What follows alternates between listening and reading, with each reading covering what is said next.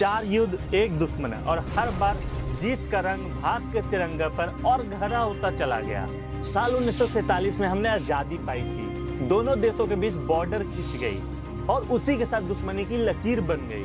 अगस्त 1947 में 2 राष्ट्र पड़ोसी बने, पहला भारत जो जख्मों से भरा था और दूसरा पाकिस्तान जो बना तो धर्म के नाम पर, लेकिन उसकी भूख कश्मीर, पंजाब, बांग्लादेश और लास्ट में भारत को निगल जाने की थी।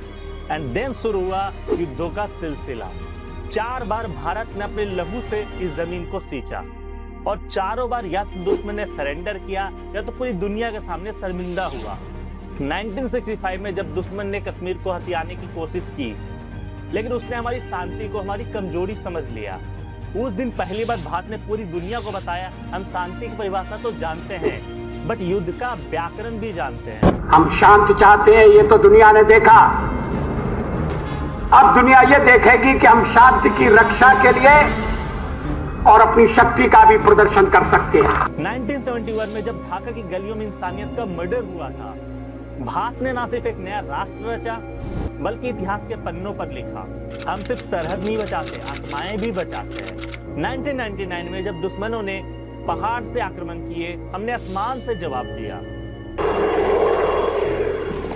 टोलिंग टाइगर हिल और कारगिल की घाटियां आज भी गूंजती है, ये दिल मांगे मोर, ये दिल मांगे मोर। और जब 2025 में बेगुनाहों को धम कुचकर मारा गया, तो भारत ने रात के अंधेरे में ब्रह्मोस की रोशनी से उनके घरों में सिर्फ तांडव किया। हर बार पाकिस्तान ने पहला हमला किया और हर बार भारत ने सहन किया और फिर दहाड़ा, लेकिन दहाड़ में भी डिग्निटी थी, हर जवाब में संयम था और विक्ट्री में पोलाइटनेस। आज की इस वीडियो में उन चारों युद्धों के बारे में बात करने वाले हैं जो सिर्फ बंदूकों और बारूदों की कहानी नहीं है, बल्कि ये उन वीर जवानों की कहानी है जो पीढ़ी दर पीढ़ी सबको सुनाती जाती रहेगी। क्योंकि हर युद्ध से पहले हमने शांति मांगी, बट जब युद्ध हुआ तो युद्ध के बाद भी हमने दुश्मन को जीने का मौका दिया। पर अब 2025 के बाद हमने यह कहना शुरू कर दिया, अब हम माफ नहीं करेंगे। दोस्तों, स्वागत है आपका हमारे चैनल पर, और इस वीडियो को पूरा लास्ट तक देखना ताकि आप भी उन चारों युद्धों के बारे में डिटेल में जान पाएं। क्योंकि ये सिर्फ एक कहानी नहीं, ये उन वीर जवानों की धड़कन है जिस पर आज भी हमारा तिरंगा लहराता है। इस वीडियो को हमारे वीर जवानों के नाम पे समर्पित करते हुए शुरू करते हैं। साल था 1965। भारत को आजादी मिले अभी सिर्फ 2 दशक ही हुए थे। देश निर्माण का प्रोसेस चल ही रहा था, पर पाकिस्तान की नजर अभी भी कश्मीर पर पड़ी हुई थी। 1962 में चीन के साथ युद्ध के बाद पाकिस्तान को लगा भारत कमजोर हो गया है, हार जाएगा, पर वो एक बात भूल गया, वो थी भारत की इंड्योरेंस। इतिहास गवाह भारत की सहन शक्ति को उसकी कमजोरी समझने की भूल दुश्मन को भारी पड़ती है। पाकिस्तान इस बात को भूल चुका था। ऐसे में पाकिस्तान के राष्ट्रपति जनरल अयूब खान ने एक प्लान बनाया, ऑपरेशन जिब्राल्टर। इस ऑपरेशन का मकसद था कश्मीर में बगावत फैलाना, इंडियन इंस्टीट्यूशंस को नष्ट करना और बाद में बोल देना ये तो कश्मीर का इंटरनल मैटर है, हमें क्या इससे मतलब। लेकिन पाकिस्तान यहाँ पर भी एक भूल कर बैठा, उसने कश्मीरी लोगों को नहीं समझा। जब पाकिस्तानी घुसपैठिए डोगरी की जगह पंजाबी बोलने लगे तो लोगों ने समझ लिया ये अपने नहीं हैं, पराए हैं। कश्मीर ने पाकिस्तान को ठुकरा दिया और भारतीय सेना को इंफॉर्मेशन दे दी। अब मैदान में उतरने की बारी भारत की थी। ऑपरेशन जिब्राल्टर फेल होते ही पाकिस्तान ने दूसरा बड़ा हमला किया, ऑपरेशन ग्रैंड स्लैम। इस बार निशाना था अखनूर ब्रिज। ये जम्मू और कश्मीर को जोड़ने वाली इकलौती सप्लाई लाइन थी। पाकिस्तान की प्लानिंग थी कि यदि अखनूर ब्रिज टूट गया तो इंडियन आर्मी कश्मीर में ही फंसकर रह जाएगी। 1 सितंबर 1965 को पाकिस्तान ने तोपों और टैंकों के साथ हमला कर दिया, पर भारत पूरी तरह से चुप था। बट भारत की यह चुप्पी ना तूफान से पहले वाली शांति थी। पाक को लगा भारत शांत रहेगा, जैसे 1948 और 1962 में रहा था, लेकिन इस बार जवाब अलग था। 6 सितंबर 1965 के दिन जब भारत ने पहली बार पाकिस्तान की इंटरनेशनल बॉर्डर को पार किया, लाहौर और सियालकोट की ओर बढ़ते इंडियन आर्मी ने पाकिस्तान को उसी के जवाब में उत्तर दिया। लाहौर सेक्टर में भारत के 15वीं इन्फेंट्री डिवीजन ने बुरकी और डोगराई पर कब्जा किया। सियालकोट सेक्टर में भारत के टैंक पाकिस्तानी पैटर्न टैंकों से भिड़े।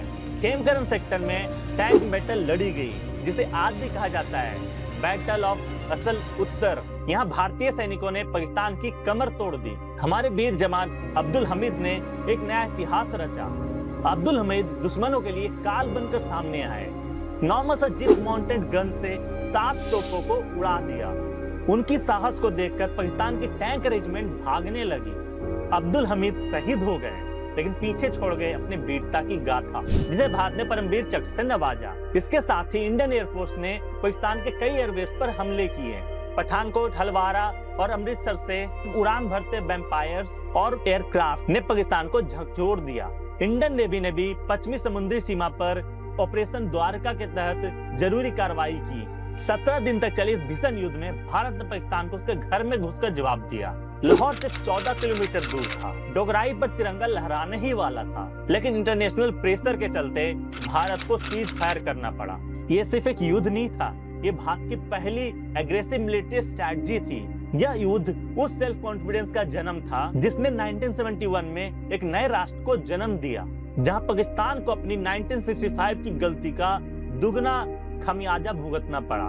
कुछ युद्ध सिर्फ जमीन के लिए नहीं लड़े जाते हैं, कुछ युद्ध इंसानियत, न्याय और अस्मिता के लिए लड़े जाते हैं। 1971 का युद्ध ऐसा ही था, जहां पर भारत ने इतिहास नहीं पूरा भूगोल बदल दिया। दरअसल 1970 में पाकिस्तान 2 भागों में बटा हुआ था। पश्चिमी पाकिस्तान जो आज का पाकिस्तान है और पूर्वी पाकिस्तान जो आज का बांग्लादेश है। दोनों के बीच कल्चर, लिंग्विस्टिक और इकोनॉमिक डिफरेंसेस थे। पूर्वी पाकिस्तान की मेनली जनसंख्या बंगाली थी, जो अपनी आवाज और अधिकार मांग रहे थे। ऐसे में 1971 में पाकिस्तान में आम चुनाव हुए। पूर्वी पाकिस्तान की पार्टी अवामी लीग के नेता शेख मुजीबुर रहमान ने अकेली बहुमत हासिल की, लेकिन सत्ता में बैठे पश्चिमी पाकिस्तान के शासकों ने ये जनादेश ठुकरा दिया। पाकिस्तानी सेना ने साफ कर दिया, हुकूमत तो इस्लामाबाद से चलेगी। 25 मार्च 1971 की रात पाकिस्तानी सेना ने ऑपरेशन सर्चलाइट शुरू किया। ढाका यूनिवर्सिटी के छात्रों को बर्बरता के साथ मार दिया गया। गांव-गांव से बलात्कार, हत्याएं और अगजनी के मामले आने लगे। इस पूरे कांड में 3 लाख से ज्यादा लोगों को मार दिया गया और लगभग 1 करोड़ लोग भारत में घुस गए। ऐसे में भारत की सीमाएं टूट रही थी और दिल भी।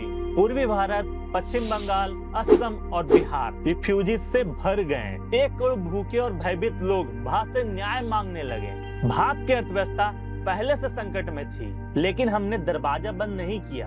हमने इंसानियत का धर्म निभाया। रामचरितमानस के अरण्य कांड में भी लिखा है, परहित सरसी धर्म नहीं भाई, पर पीड़ा सम नहीं अधमाई। इंदिरा गांधी ने भी कुछ ऐसा ही कहा। हम अपने दरवाजे तो बंद कर सकते हैं, बट आंखें कैसे बंद करें। ऐसे में भारत ने पूर्वी पाकिस्तान के विद्रोहियों को संगठित किया, जिसका नाम मुक्ति बाहिनी रखा गया। इस मुक्ति बाहिनी बल को भारत सेना की ट्रेनिंग प्रोवाइड कर दी गई एंड उन्हें सपोर्ट मिला हमारी मिलिट्री का, हमारे वेपन्स का। ढाका की गलियों में एक नारा गूंजने लगा, जय बांग्ला, भारत जिंदाबाद। पर 3 दिसंबर 1971 में जब पाकिस्तान ने भारत के 11 एयरबेस पर हमला किया, उसने सोचा भारत डर जाएगा, झुक जाएगा, पर उस रात भारत जग गया। इंदिरा गांधी ने तुरंत कहा, यह युद्ध हम पर थोपा गया है, अब जवाब भी हम अपनी शर्तों पर देंगे। भारत ने तीनों सेनाओं को खुली छूट दे दी। हमारी आर्मी ने पंजाब में बसरान, राजस्थान में लोंगेवाला और असम से लेकर सिलहट तक निर्णायक लड़ाइयां लड़ी। नेवी ने ऑपरेशन ट्राइडेंट और ऑपरेशन पाइथन के तहत कराची पोर्ट को जला दिया और एयरफोर्स ने मेघना हेलीबॉर्न ऑपरेशन को सक्सेसफुल किया। पहली बार इतने बड़े पैमाने पर हेलीकॉप्टर से आर्मी को एक जगह से दूसरी जगह ले जाने लगा, जिससे पूरे ढाका के ऊपर भारत की सुपरमेसी स्थापित हो गई। 16 दिसंबर 1971 पाकिस्तान का सबसे बड़ा सरेंडर हुआ। 16 दिन, 16 जख्मी रात और फिर इतिहास ने करवट बदली। ढाका के रेसकर्स मैदान में पाकिस्तानी जनरल A.K. नियाजी ने भारतीय जनरल जगजीत सिंह अरोड़ा के सामने अपने 93,000 सैनिकों के साथ सरेंडर किया। यह सरेंडर दूसरे विश्व युद्ध के बाद सबसे बड़ा सैन्य सरेंडर था। इसके बाद बांग्लादेश एक नया राष्ट्र बना। पर पाकिस्तान के बारे में एक बात बहुत मशहूर है कि वो हारने के बाद वापस लौटकर जरूर आता है, और हुआ भी कुछ ऐसा ही। पाकिस्तान ने अमेरिका की मदद मांगी और अमेरिका ने अपने 7वें बेड़े को बंगाल की खाड़ी में भेज दिया। बट उस टाइम भारत अकेले नहीं था, भारत के साथ यूएसएसआर खड़ा था। यूएसएसआर ने अपनी 30वें बेड़े को भारत के साथ खड़ा कर दिया और बोला यदि भारत पे हमला हुआ तो रूस पर हमला माना जाएगा, जिसके कारण अमेरिका को पीछे हटना पड़ा। इस युद्ध के बाद इंदिरा गांधी को दुर्गा कहा जाता है और भारतीय सेना को मानवता का रक्षक। लेकिन पाकिस्तान उसने 1999 में फिर से धोखा दिया। युद्ध के मैदान में गोली का जख्म भर जाता है, लेकिन दोस्ती के पीठ में खंजर वो हमेशा के लिए चुभता है। और 1999 में कुछ ऐसा ही हुआ। भारत और पाकिस्तान अपने युद्धों को बुलाकर एक नई शुरुआत की बात कर रहे थे।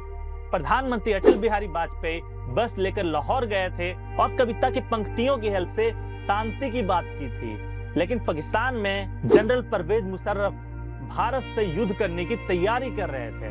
दरअसल भारत सर्दियों में कारगिल, टाइगर हिल, टोलोलिंग जैसे दुर्गम स्थानों में ज्यादा बर्फ और दुर्गम मौसम के कारण आंशिक रूप से खाली कर देते अपने बंकर्स को। पाकिस्तानी सेना ने इसी कमजोरी को अपना मौका बनाना चाहा। मई 1999 में पाकिस्तानी सेना आतंकवादियों ने भारत के बहुत सारे बंकरों पर कब्जा कर लिया। घुसपैठ इस हद तक था कि कश्मीर में भारत की सप्लाई लाइन पर खतरा बढ़ गया। 3 मई 1999 बटाली के पास एक चरवाहे ने कुछ अनोखी हलचल देखी और सेना को सूचना दी। सेना को शक हुआ, क्या फिर से घुसपैठ हो रही है? जब जांच शुरू हुई तब सामने आया कि यह कोई मामूली घुसपैठ नहीं, ये पाकिस्तान का एक प्लान्ड अटैक था। ऐसे में भारतीय सेना ने ऑपरेशन विजय शुरू किया और इसके साथ ही पूरे देश में सैनिकों के लिए सम्मान की नई लहर दौड़ पड़ी। लड़ाई आसान नहीं थी, दुश्मन ऊंचाई पे थे, हम लोग नीचे थे, पर भारत का जो जोश था ना वो उससे भी ऊंचा था। 13 जून 1999 को इंडियन आर्मी ने टोलोलिंग चोटी पर पाकिस्तान के घुसपैठियों को खदेड़ दिया। ये पहली बड़ी सफलता थी। इसके बाद भारत की सेना ने पाकिस्तान से हर एक चोटी और हर एक पत्थर छीनना शुरू कर दिया। 4 जुलाई 1999 को भारत ने टाइगर हिल पर झंडा फहराया। ये सिर्फ जीत नहीं थी, ये हमारे वीर सैनिकों के करेज की शुरुआत थी। यहाँ लड़ने वाले जवान विक्रम बत्रा की बात, ये दिल मांगे मोर, आज वहाँ गूंजता है। ग्रेनेडियर युगेंद्र यादव, कैप्टन अनुज नैयर और भी बहुत सारे भारतीय सैनिकों ने वीरता का एक इतिहास रचा। इंडियन एयरफोर्स ने ऑपरेशन सफेद सागर शुरू किया। मिराज 2000 विमानों लेजर गाइडेड बमों द्वारा दुश्मन के बंकर उड़ाए गए। ये पहला मौका था जब भारत टेक्नोलॉजी प्लस सटीकता प्लस संयम का अद्भुत मेल दिखाया। इंडियन नेवी ने ऑपरेशन तलवार के अंतर्गत पाकिस्तानी नौसेना की सप्लाई चेन को बर्बाद कर दिया। अब पाकिस्तान सारे जगह से घिर चुका था, आसमान, जमीन और पानी। पाकिस्तान ने दावा किया कि ये कश्मीरी फ्रीडम फाइटर्स हैं, पाकिस्तानी नहीं जो अटैक कर रहे थे, जो घुसपैठ कर रहे थे। लेकिन जब भारत ने मरने वाले सैनिकों के पहचान पत्र, पाकिस्तानी हथियार और रेडियो इंटरसेप्ट दिखाए, तब पूरी दुनिया को पाकिस्तान की सच्चाई पता चली। अमेरिका, फ्रांस, रूस सभी ने कहा पाकिस्तान ने एलओसी पार की है और भारत अपनी ही सीमा में रहकर कार्रवाई कर रहा है। ये भारत की सिर्फ सैन्य नहीं, नैतिक जीत भी थी। 4 जुलाई 1999 को पाकिस्तान के प्रधानमंत्री अमेरिका भागे और वहां के राष्ट्रपति के पैर में पड़ गए कि प्लीज हमें बचा लो। 26 जुलाई 1999 को भारत ने ऑपरेशन विजय की सफलता की घोषणा की। इस दिवस को आज भी हम लोग कारगिल विजय दिवस के रूप में मनाते हैं।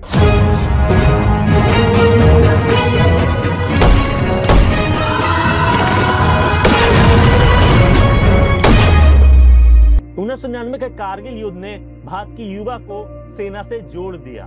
हर बच्चा अब जानता था कि भारत को कोई बचा रहा है तो वो है इंडियन फोर्सेस। पर पाकिस्तान अब भी चुप नहीं बैठा। सीधी लड़ाई में हारने के बाद उसने नई लड़ाई धर्म और आतंक के नाम पे शुरू कर दी और ये लड़ाई 2025 में आकर अपने चरम तक पहुंच गई। 13 दिसंबर 2001 को 5 आतंकवादियों ने भारतीय संसद भवन पर हमला किया। 18 फरवरी 2007 को भारत से पाकिस्तान जाने वाली ट्रेन में बम अटैक हुआ जिसमें 68 इंडियंस मारे गए। 26 जुलाई 2008 को अहमदाबाद में 21 बम धमाकों में 56 लोग मारे गए। 26 नवंबर 2008 को लश्कर-ए-तैयब के 10 आतंकवादियों ने मुंबई के कई जगह पे हमले किए। 13 जुलाई 2011 को मुंबई में अटैक 3 जगह हुए जहां पे 26 से ज्यादा लोग मारे गए, 130 से ज्यादा लोग घायल हुए हैं। 21 फरवरी 2013 को हैदराबाद के दिलसुख नगर में बम अटैक हुए हैं। 14 फरवरी 2019 के दिन जैश-ए-मोहम्मद के आतंकवादी हमारे सीआरपीएफ जवानों पे हमला किए जिसमें 40 से ज्यादा जवान शहीद हो गए। और 22 अप्रैल 2025 को कश्मीर के अनंतनाग जिले के बाइसन गांव की घाटी में, जिसे मिनी स्विट्जरलैंड भी कहा जाता है, दोपहर 2 बजे आतंक ने अपना चेहरा दिखाया। 4 आतंकवादियों ने वहां जो घूमने गए थे उनसे पूछा उनका धर्म क्या है। जब ये कंफर्म हुआ कि वो हिंदू हैं तो उनको गोली मार दी। इस हमले में 26 लोगों की मृत्यु हुई, जिसमें 24 हिंदू, 1 मुसलमान और 1 ईसाई था। जब आतंकवादियों ने एक पर्सन को मारा, उसकी बीवी और उसके बच्चे ने बोला हमें भी मार दो, बट वहां पे आतंकवादी ने बोला मैं तुम्हें नहीं मारूंगा, क्योंकि तुम जाके मोदी को बताओ, अपने प्राइम मिनिस्टर को बताओ। हमले में AK-47, M4 कार्बाइन जैसे हथियार का यूज किया गया था, जिससे ये साफ होता है कि ये हमलावर कोई नॉर्मल आतंकी नहीं थे, बल्कि पाकिस्तानी सेना के थ्रू ट्रेनिंग पाए हुए आतंकवादी थे। जांच में सामने आया हमलावरों में से एक हाशिम मूसा पाकिस्तानी सैनिक का कमांडर था, SSG का। इस हमले के बाद भारत ने ऑपरेशन सिंदूर शुरू किया, पाकिस्तान के आतंकी ठिकानों पर हमला किया और पूरी दुनिया को दिखा दिया कि भारत सिर्फ जवाब नहीं देता है, निर्णय लेता है और दंड भी देता है। और इस दंड का नाम था ऑपरेशन सिंदूर।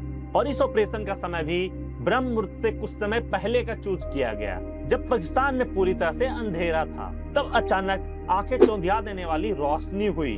टारगेट पाकिस्तान के आतंकी ट्रेनिंग कैंप्स और कमांड सेंटर। इसमें भारत ने सिर्फ जवाब नहीं दिया है, संभावनाओं को खत्म किया है। भारत और रूस ने मिलकर ब्रह्मोस मिसाइल बनाया था, जिस मिसाइल का यहाँ पे यूज किया गया था। ये मिसाइल जल से, थल से और हवा तीनों जगह से फायर की जा सकती है।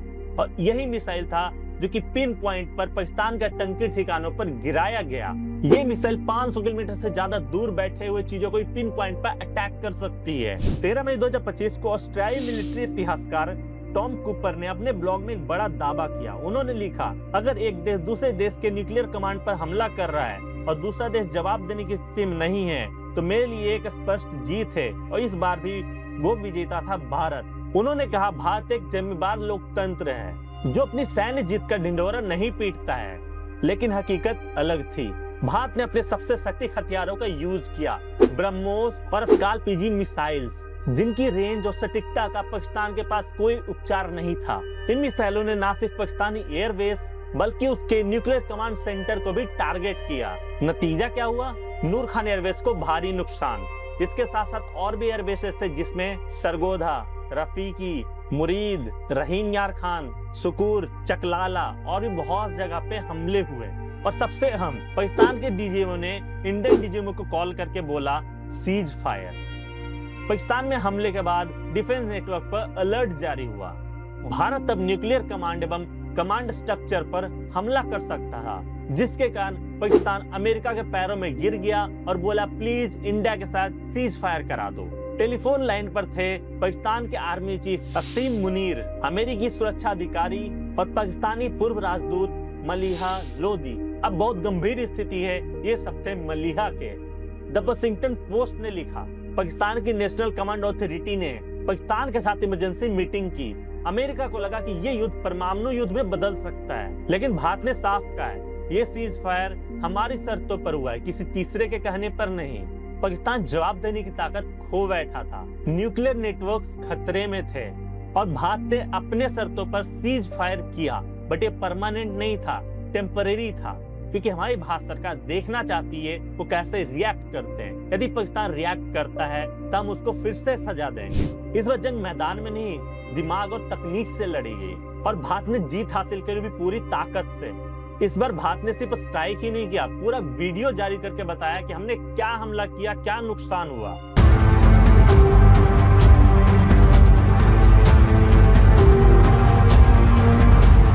ताकि कोई ये ना बोल सके भारत ने तो हमला ही नहीं किया, क्योंकि पाकिस्तान का रिकॉर्ड तो यही कहता है कि हम कभी मानेंगे ही नहीं। हमने इस बार भी पाकिस्तान को छोड़ दिया। हो सके इस बार उनको अकल आ जाए एंड वो अपने आंतरिक जो मुद्दे हैं उस पे काम करें, ना कि भारत में आतंकवादी मामलों को बढ़ाएं। बट क्या ये सच में हो सकता है? क्या पाकिस्तान सुधर सकता है? ये तो बात फ्यूचर में ही पता चलेगी। पर आज तक पाकिस्तान ने सिर्फ एक काम किया है, घुसपैठ, छल, आतंकी हमले और ग्लोबल टेंशन पाने की कोशिश। पर भारत हर बार नया बना, नया सीखा और ऊंचा उठा। हर बार पाकिस्तान ने हमला शुरू किया, भारत ने पहले सहन किया, फिर जवाब दिया। लेकिन हर जवाब पिछले से ज्यादा सटीक, निर्णायक और ऑन द पॉइंट था। 1965 में हमने सीमा पार की, 1971 में एक नया राष्ट्र बनाया, 1999 में छवि बचाई और 2025 में भविष्य पर कब्जा किया। भारत ने हर युद्ध में हथियार नहीं बदले, उन्होंने अपनी सोच बदली। हम अब अपने युद्ध को हथियारों से ज्यादा माइंडसेट से लड़ते हैं। अब भारत एक व्यक्ति से नहीं, एक टीम के रूप में वर्क करता है। पॉलिसी, आर्मी और टेक्निक का मेल। हर युद्ध के बाद पाकिस्तान कमजोर हुआ, और भारत एक नए दौर में एंट्री कर गया। भारत ने यह सिद्ध किया कि हमारी सबसे बड़ी पावर बंदूक नहीं है, हमारा पेशेंस और डेडिकेशन है। आज का भारत कैसे बदला, क्या हुआ ये नहीं पूछता है, बल्कि क्या होगा ये तय करता है। हम युद्ध नहीं चाहते हैं, पर यदि युद्ध हुआ तब हम अपने शर्तों पे बात करते हैं। अब हम सेल्फ रिलायंट है, सेल्फ कॉन्फिडेंस से भरपूर हैं और सेल्फ कॉन्फिडेंस से ही इनविंसिबल है। चारों युद्धों में हमने जमीन बचाई, आत्माएं बचाएं, अपनी समृद्धि को बचाया और पूरी दुनिया को भारत की ताकत के बारे में बताया। पर हम थके नहीं, रुके नहीं, झुके नहीं। अब भारत विकास के रास्ते पे जा चुका है। बट यदि युद्ध हुआ तो हम पीछे नहीं हटेंगे, युद्ध के मैदान में भी तिरंगा फहराएंगे। कुछ देश युद्ध से डरते हैं, कुछ देश युद्ध चाहते हैं, बट भारत युद्ध को अंतिम उपाय मानता है। लेकिन जब अंतिम उपाय मानता है तो दुश्मन को सांस लेने तक का टाइम नहीं मिलता है। चार युद्ध, चार अलग अलग मोर्चे, पर एक ही भारत जो हर बार और भी अडिग और भी अजय बनकर उभरा। भारत अब वो देश नहीं है जिसे चुपचाप सहने वाला समझा जाता था। अब ये देश जानता है कि माफ करना भी एक ताकत है और वक्त आने पे दंड देना हमारा धर्म। पाकिस्तान हर समय पुराने खेल खेलता रहा, धोखा, आतंकी हमले, छल, पर भारत हर बार एक नई नीति लेकर आया, शौर्य, संयम और संकल्प। और अब ये संदेश आप तक पहुंचा है। पर क्या ये यहीं पे रुक जाएगा? नहीं, अब इसे उस हर भारतीय तक पहुंचाना चाहिए जो ये सोचता है कि भारत क्या ही कर सकता है। यदि आपको ये वीडियो छू गई, यदि हमारे वीर सैनिकों के शौर्य गाथा ने आपके अंदर गर्व और गर्जना भर दी हो, तो इस वीडियो को सबके साथ शेयर करें ताकि सभी को पता चल सके भारत देश की असली ताकत क्या है। वीडियो को लाइक करें, चैनल को सब्सक्राइब करें, कमेंट में लिखें मैं उस भारत का नागरिक हूँ जो हर बार जीतता है, दिमाग से, दिल से और देशभक्ति से। जय हिंद, भारत माता की जय। और एक बार फिर से उन सभी वीर जवानों को हमारा नमन, जिनकी वजह से आज भी हमारा तिरंगा इतनी ऊंचाइयों पर लहरा रहा है।